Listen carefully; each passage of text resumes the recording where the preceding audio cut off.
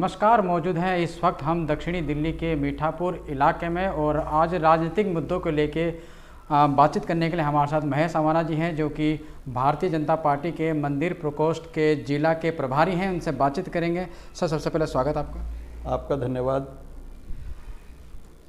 Sir, 100 दिन दिल्ली सरकार के और 11 साल मोदी सरकार के बेमिसाल भाजपा के द्वारा बताया जा रहा है, जगह जगह अभियान भी चलाए जा रहे हैं, कैंप शिविर लगा के। तो क्या कुछ कहना चाहेंगे, क्या क्या उपलब्धियां आपकी 11 साल की मोदी सरकार की रही हैं? देखिए, 11 साल में मैं बताना चाहूँगा आपको, मोदी जी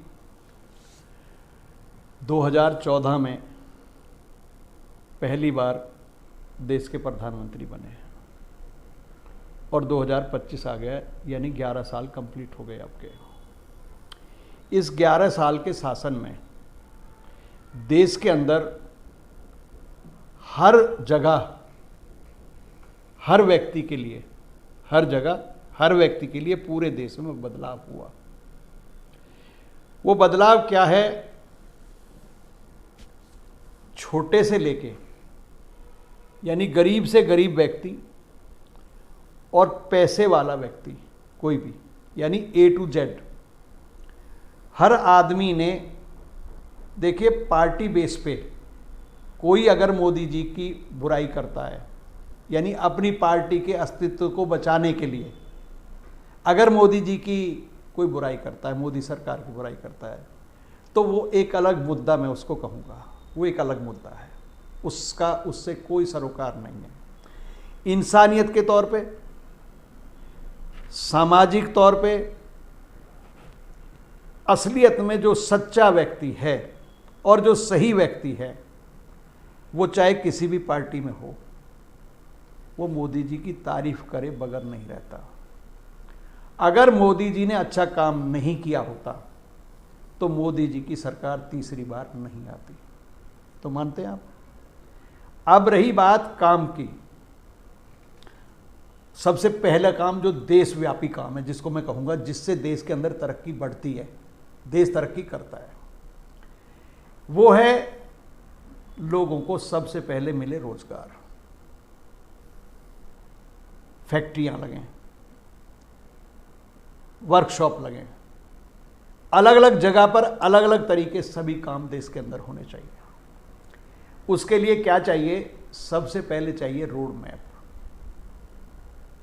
यानी जो हमारी रोड्स हैं वो उस इंडस्ट्री तक और जहां व्यक्ति रहता वहां से लेके वहां तक उसके जो आने और जाने और उसके लिए जो मटेरियल उपलब्ध कराना है, भारत के किसी भी कोने से, किसी भी बंदरगाह से, वहां से लेकर और वो पर्टिकुलर जगह जहां पर वो इंडस्ट्री लग रही है वहां तक रोड की, ट्रेन की, या जो भी सामान जिस रास्ते से पहुंच सकता है, यानी हवाई जहाज से पहुंचे, ट्रेन से पहुंचे, ट्रक से पहुंचे या पानी के जहाज से पहुंचे, उसको तय करना, उन रास्तों को बिल्कुल पर्टिकुलर, उनको बिल्कुल सही तरीके से बनाना, ताकि आने जाने में, ले जाने में हर चीज को सुविधा हो।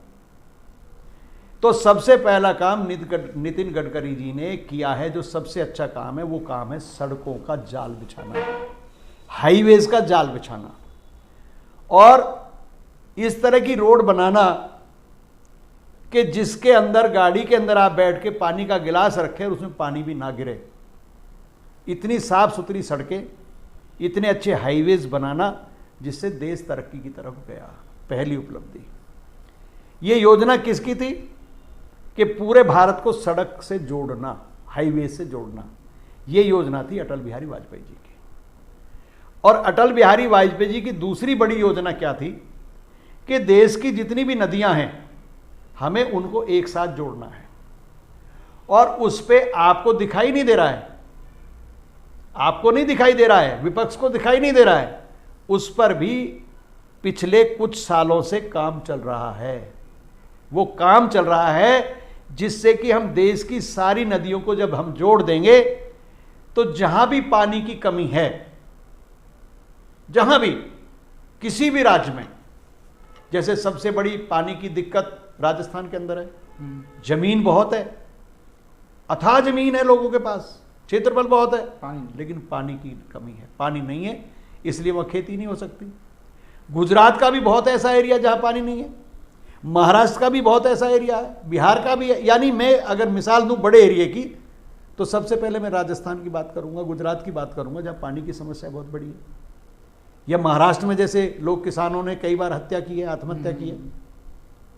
आत्महत्या करके क्यों मरा आदमी? जब पानी नहीं मिला। अब पानी की योजना कैसे बने कि जो हमारा पानी नदियों से बहकर आता है, पहाड़ों से बहकर आता है, और वो सारा समुद्र चला जाता है। अगर हम सारी नदियों को जोड़ देंगे और अलग अलग जगह उन नदियों में इस तरह के बैराज बना देंगे कि जिससे पानी जहां जरूरत हो उस दिशा में उस पानी को उस नदी की तरफ खोल दिया जाए, तो उस पर इतना बड़ा काम देश के अंदर चल रहा है कि जिस दिन हमारी, क्योंकि ये कोई छोटा काम नहीं है, इसमें इतना मोटा पैसा लगेगा कि सड़कों से भी कई गुना पैसा खर्च होगा इसमें। सड़कें तो कुछ भी नहीं है, जो इस पर पैसा खर्च होगा, इतना पैसा खर्च होगा कि उन नदियों को, सारी नदियों को जोड़ेंगे। देखो, मैं एक और बात कहना चाहूँगा कि मेरा भारत ही ऐसा देश है जिसके अंदर जितनी भी नदियां हैं वो सारा मीठा पानी बहती है। कोई एक नदी मुझे नहीं बता सकता भारत के अंदर जिसके अंदर खारा पानी हो, लेकिन वो सारा पानी बह करके, व्यवस्था पिछली सरकारों ने नहीं की, इसलिए वो पानी सारा बह करके समुद्र में चला जाता है, जो एक बहुत हमारे लिए, वो पानी इतना अनमोल है कि उसके बगैर दुनिया नहीं है। तो जब उस पानी की व्यवस्था नदियों को जुड़ने से हो जाएगी तो कितनी बड़ी हमारी देश की तरक्की होगी, किसान खुशहाल होगा। और जब एक किसान खुशहाल होता है देश के अंदर, जब उसको पानी, बीज, खाद, हर चीज मिलती है टाइम पे, तो उसकी खेती जब लहलाती है तो किसान के घर से ही जवान निकलता है। उसके घर में गाय होती है, भैंस होती है, वो दूध पिलाता है, अपने बच्चे को जवान करता है, उसको मजबूत बनाता है, ठोस बनाता है, और वो जाकर सीमा पे लड़ता है। तो पहले कौन आबाद हो नदियों के जुड़ने से? पहले आबाद होगा किसान। और किसान के घर से कौन निकलेगा? जवान। और जवान क्या करेगा? सीमाओं पर रक्षा करेगा, फैक्ट्रियों में अच्छा काम करेगा, किसी भी वर्क में जाएगा। मेरे देश का बच्चा, किसान का बच्चा, वो मेहनत कश होता है बचपन से ही, वो मेहनत करेगा और अपने देश को तरक्की देगा। दूसरा तरक्की का मैं 11 साल का आपको काम बता रहा हूं, जो दूसरा बड़ा काम देश के अंदर ये चल रहा है। तीसरा काम, देश के अंदर जो भ्रष्टाचार चरम सीमा पे था, आज आप देख रहे हैं जजों के घर में भी पैसा मिल रहा है तो उनको भी नहीं बख्शा जा रहा है, उनके खिलाफ भी कार्रवाई हो रही है। क्या अब से पहले किसी जज के यहां पैसा मिला?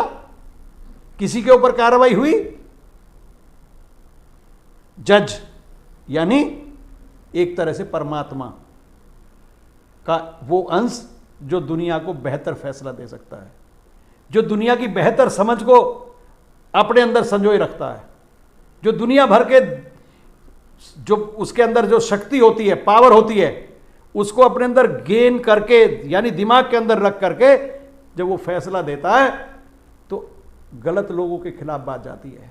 जब ऐसे लोगों के खिलाफ भी गलत करने पर कार्रवाई हो रही है तो भ्रष्टाचार के खिलाफ आप मुहिम मानेंगे या नहीं मानेंगे?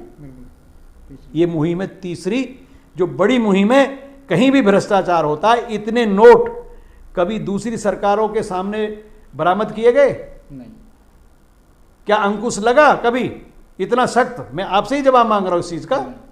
तो एक ये तीसरी बड़ी प्रक्रिया जो देश के अंदर चली भ्रष्टाचार खत्म करने की, वो मोदी जी का सुशासन, मोदी जी के 11 साल का एक बड़ा चैलेंज जो दुनिया को दिया कि मेरा भारत आगे बढ़ेगा, तरक्की करेगा, मेरे देश का किसान का बेटा वो देश की रक्षा करेगा, देश के अंदर काम करेगा, देश को आगे बढ़ाएगा और हर पॉइंट पर एक तरक्की होगी।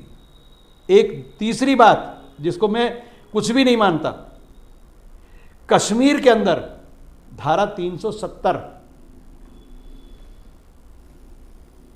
को खत्म करना, वहां कानून व्यवस्था को ठीक करना, पार्टी किसी की भी हो, सरकार किसी की भी बनी हो, लेकिन सुशासन आया? वहां के मुख्यमंत्री ने मोदी जी की तारीफ की कि नहीं की? अभी एक हमारा जो रेलवे ब्रिज बना जम्मू कश्मीर में, दुनिया का सबसे हाईएस्ट ऊंचाई पर बनने वाला पहला ऐसा ब्रिज किसको दिया? जिसको अंग्रेज भी नहीं दे पाए, जिसको मुगल शासन भी नहीं दे पाया, जिसको अंग्रेज भी नहीं दे पाए। 700 साल मुगलों ने शासन किया देश के अंदर, क्या दिया? बताइए ना, क्या दिया? मुगलों ने कुछ नहीं दिया। किले दिए, किले बनाए और किलों में बैठ गए, और वो भी किले उनके नहीं थे, वो भी किले मुगलों के नहीं थे, वो भी किले हमारे ही राजा महाराजाओं के थे। उन्होंने बनाया नहीं, उन्होंने कब्जे किए। हमारी सत्ता और शासन पे हमारे राजा और महाराजाओं को एक दूसरे से लड़ाकर भिड़ाकर, मैं कहता हूं कि जब कमजोरी आती है, तब कमजोरी आती है देश के अंदर, जब उसका राजा या उस प्रदेश का सीएम, आज के समय में अगर हम किसी को राजा कह सकते हैं तो वहां का जो सीएम होता है, जो मुख्यमंत्री होता है, जैसे उस टाइम राजे रजवाड़े होते थे, तो आज जो है प्रदेशों में मुख्यमंत्री होते हैं। और सबके ऊपर कौन है? पहले परमात्मा, और दूसरा कौन है? जो देश का, भारत का प्रधानमंत्री है। देश के प्रधानमंत्री को परमात्मा का दूसरा दर्जा देता हूं मैं। क्यों देता हूं? कि जैसे पहला डॉक्टर परमात्मा है, और दूसरा डॉक्टर कौन है? जो नीचे डॉक्टरी करके आपका इलाज करता है, उसको भी दूसरा भगवान कहते हैं। ऐसे ही अगर सही मायने में, सही रूप से कोई व्यक्ति काम करे, चाहे आदरणीय मोदी जी हो या कोई अन्य कल को प्रधानमंत्री बने देश का, वो परमात्मा को साक्षी रख के, ईश्वर को साक्षी रख के पूरे देश की जिम्मेदारी उसके ऊपर होती है। वो ईश्वर को साक्षी रख के, ईश्वर का दूत बन के, कि मुझे मेरे परमात्मा ने भेजा है मेरे देश की सेवा के लिए, उस देश की सेवा को मैं निष्पक्ष तरीके से करूं। मैं ना जाति देखूं, ना मैं धर्म देखूं, ना मैं कोई और दूसरी बातें देखूं, ना मैं अपना देखूं, ना मैं पराया देखूं। मैं देखूं तो केवल ये देखूं कि उस परमात्मा का बनाया हुआ कोई भी व्यक्ति किसी भी धर्म को मानता है, किसी भी जगह पर रहता है, इस देश का नागरिक है, और उसको सुविधा देना मेरा परम कर्तव्य बनता है, मेरा धर्म बनता है। इस तरह से जो देश को चलाएगा वो प्रधानमंत्री परमात्मा का दूत होगा, और परमात्मा का दूसरा रूप होगा। आज के युग में अगर कोई ऐसा व्यक्ति है तो उस व्यक्ति का नाम है आदरणीय नरेंद्र मोदी। दिल्ली की अगर बात करी जाए तो रेखा गुप्ता जी के 100 दिन हो गए हैं उनको मुख्यमंत्री बने हुए। 100 दिनों की उपलब्धियां तो रेखा गुप्ता जी गिनवा देती हैं, लेकिन बरसात में जो जल भराव और इस समय जो गर्मी है, गर्मी में जो पानी की किल्लत है, वो बहुत बड़ी नाकामी भाजपा के 100 दिनों की मानी जा रही है। अभी तो मैंने आपको थोड़ी सी बातें बताई थी देश की, 11 साल की। 11 साल का तो अभी पूरा ही नहीं हुआ। 11 साल में तो बहुत कुछ हुआ है, कितनी इंडस्ट्री बनी है, कितना देश ने तरक्की की है। पूरे वर्ल्ड में हमारे देश की इज्जत बढ़ी है, पूरे विश्व के अंदर हमारे देश की इज्जत बढ़ी है। आज अमेरिका जैसे देश, बड़े बड़े देश, रसिया से तो हमारी दोस्ती है, लेकिन अमेरिका से हमारी बहुत ठोस दोस्ती नहीं है आज भी, लेकिन वो भी झुकते हैं। और सारे दुनिया के देश मोदी जी को आदर्श मानते हैं, एक अच्छा इंसान मानते हैं, केवल हम ही नहीं। अब ये चंद लोग, जिनको कह सकते हैं कि ये चंद लोग जो कुकरमुत्ते की तरह जो पार्टियां बना ली हैं इन्होंने, वो कुछ भी कहें उससे कोई फर्क नहीं पड़ता। जब शेर चलता है तो अपनी रास्ते पे अपनी चाल से चलता है, उसको कोई परवाह नहीं होती कि कौन क्या कह रहा है। तो मोदी जी वो शेर हैं जो उस रास्ते पे चल रहे हैं कि वो दुनिया की परवाह किए बिना, ऐसे लोगों की परवाह किए बिना, सिर्फ उनका एक ही मिशन है, एक ही धर्म है कि विश्व हमारा कुटुंब है। केवल देश नहीं, विश्व हमारा कुटुंब है। और विश्व जो है हमारा कुटुंब होकर के हम सबको एक जैसा मानते हैं, सबको एक जैसा समझते हैं। सभी लोग एकजुट होकर रहें, एक साथ मिलकर रहें, तभी किसी देश की तरक्की हो सकती है। जब सारे देश और भी इस तरह से कोशिश करें जैसे मोदी जी ने आज अपने देश को ऊंचाइयों तक पहुंचाया है। अब आपने दूसरा सवाल किया दिल्ली की मुख्यमंत्री का, और कहा कि 100 दिन, एक फिल्म आई थी 100 दिन सास के, आई थी ना, 100 दिन सास की फिल्म आई थी एक बहुत पहले। उसके बाद किसके दिन होते हैं? तो जो सास थी वो 10 साल ना काम कर गई, 11 साल।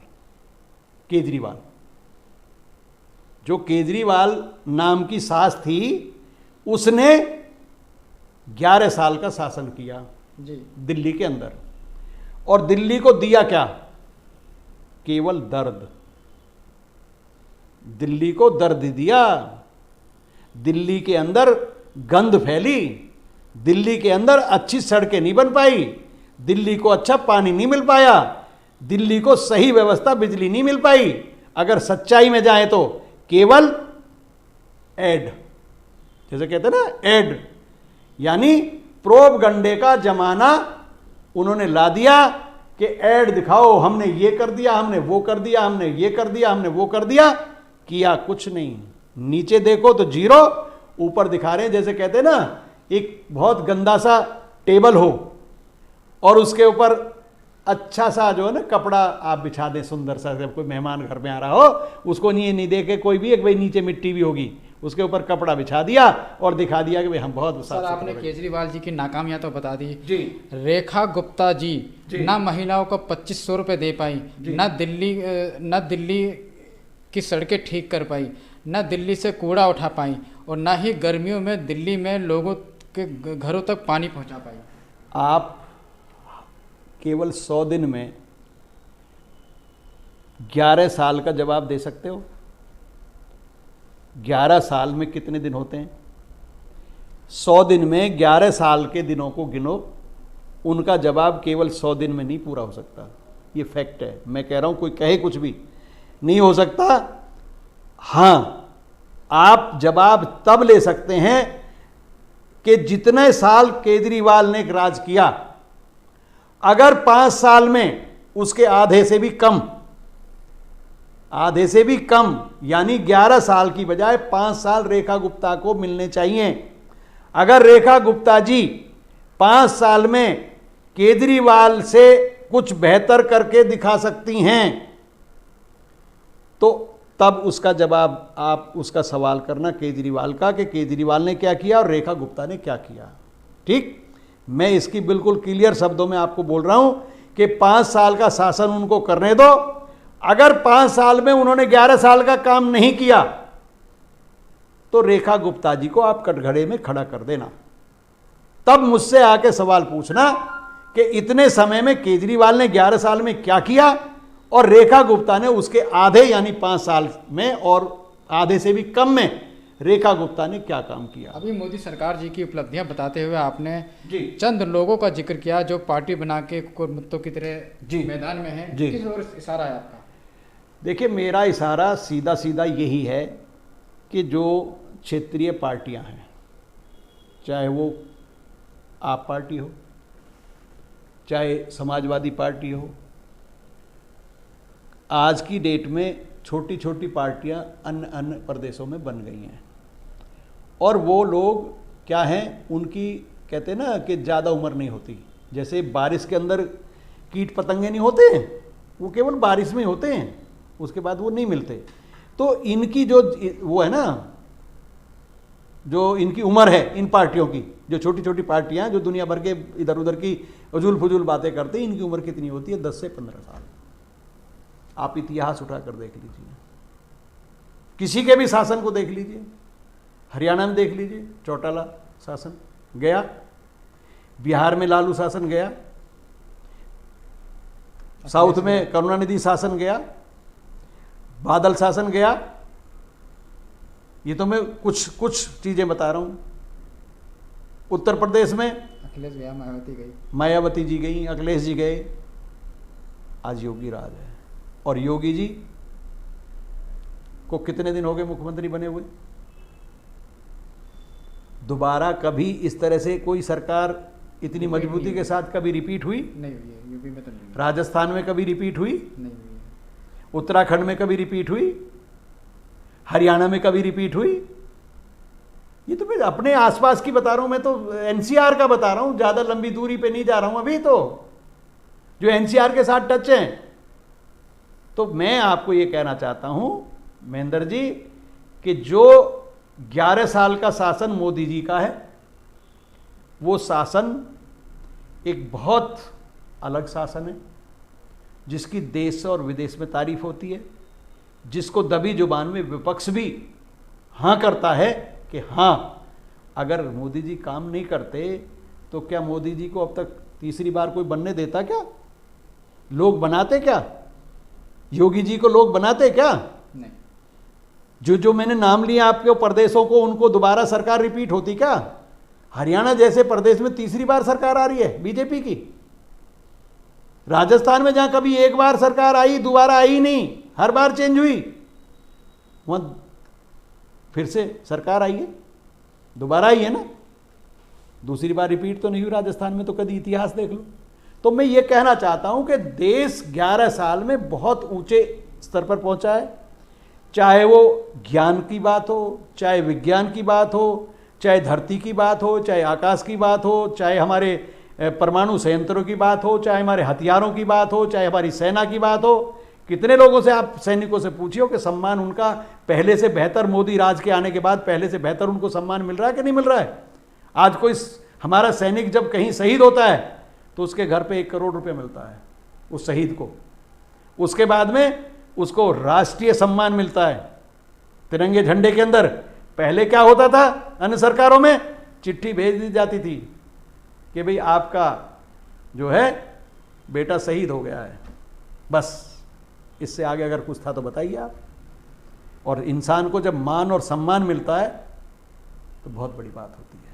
मैं ये कहना चाहता हूं आपको कि देश निरंतर 11 साल में अनेकों कीर्तिमान स्थापित किए हैं, और ऐसे ऐसे मोदी जी एजेंडे लेके आ रहे हैं, ऐसे ऐसे काम लेके आ रहे हैं, ऐसी ऐसी योजनाएं लेके आ रहे हैं कि जिन योजनाओं पर बहुत जबरदस्त काम चल रहा है, और वो आपको आने वाले और 5 साल के बाद दिखाई देंगे। और फिर मोदी जी, मुझे ऐसा लगता है कि चौथी बार फिर पीएम बनेंगे, और देश निरंतर तरक्की कर रहा है, करेगा और आगे बढ़ेगा। मेरा भारत आज भारत दिखाई देता है, मेरा भारत आज इंडिया दिखाई नहीं देता है। मेरा भारत आज मुझे संस्कारों की भूमि की तरफ बढ़ता हुआ नजर आ रहा है। जैसे मेरा देश संस्कारों की भूमि थी, आज मेरा देश उस तरफ जा रहा है। आज मेरा देश धर्म को स्थापित कर रहा है, किसी का भी धर्म है। मैं ये नहीं कहता कि केवल हम हिंदू हैं तो मैं हिंदू धर्म की बात कर रहा हूं। हर धर्म का आदर आज अगर हो रहा है तो मोदी राज में हो रहा है। कोई ऐसा धर्म बता दीजिए जिसका आदर नहीं हो रहा है।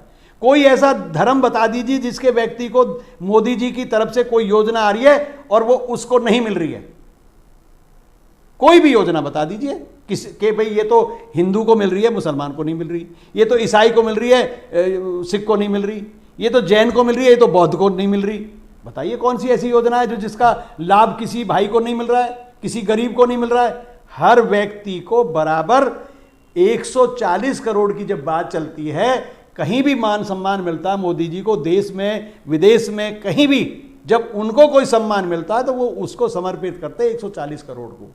और 140 करोड़ में मुझे बता दीजिए कौन सा धर्म बचा, कौन सी जाति बची, कौन सा नेता जो आज उनका विरोध करते हैं, कौन सा नेता बचा उस 140 करोड़ में जिसकी इज्जत नहीं हुई? अरे उसने तो सारा सम्मान एक एक व्यक्ति को सौंप दिया, एक एक व्यक्ति के सर पे ताज रख दिया कि मैं 140 करोड़ लोगों को यह समर्पित कर रहा हूं। इतना बड़ा व्यक्तित्व किसी व्यक्ति का हो सकता है? आज कुछ भी कहें लोग, विपक्ष है, विपक्ष को करना है विरोध, उसका काम है विरोध करना, वो करेंगे विरोध। लेकिन आप बताइए ना, विरोध करते करते करते करते फिर भी तीसरी बार क्यों बन गए? अगर वो गलत होते तो लोग क्यों चुनते? आज यंग जनरेशन जितना मोदी जी को पसंद करती है उतना किसी और व्यक्ति को नहीं करती। यूपी के अंदर जो भी जनरेशन है, मैं यूपी की बात केवल इसलिए कर रहा हूं कि वो वहां के सीएम है, लेकिन मैं मानता हूं कि जितना मोदी जी के बाद योगी जी को अब लोग चाहने लगे, तो योगी जी जैसा देश का प्रधानमंत्री बनना निश्चित है। ये आज मैं कह रहा हूं आपको। मोदी जी के बाद लोग कहने लगे कि मोदी नहीं तो योगी, तो योगी, मोदी के बाद योगी का नाम लोग लेने लगे। अब ये सच्चाई है। परमात्मा क्या करेगा वो मुझे नहीं पता, समय क्या करेगा मुझे नहीं पता, वो समय बताएगा क्या होगा।